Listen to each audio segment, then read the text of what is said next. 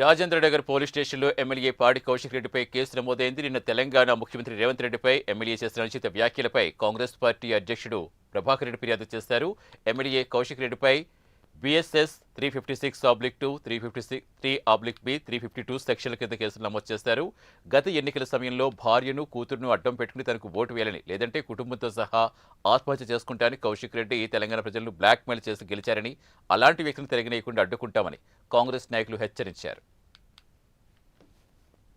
కౌశిక్ రెడ్డి నిన్న మాటల్ని నువ్వు వెనుకకు తీసుకోవాలి. ఎంబడే నువ్వు పిచ్చి పిచ్చి మాటలు మాట్లాడుకుంటా పిచ్చి కూతురు ట్రాపింగ్ హ్యాకింగ్ అనేది మీ పార్టీకి ఉన్న వారసత్వం రా నాయన. అది మీ పార్టీ అధ్యక్షుడు అడుగురా చెప్తాడు ట్రాపింగ్ ఎట్లా చేయాలని, హ్యాకింగ్ ఎట్లా చేయాలనో. ఆడవాళ్ళ పరుగు దస్సు పట్టించారు కదా తెలంగాణ రాష్ట్రంలో 10 ఏళ్ల నుంచి. ఇంకా సరిపోతలేదురా, మాకెందుకు కుదురుతుర్రా రంగు.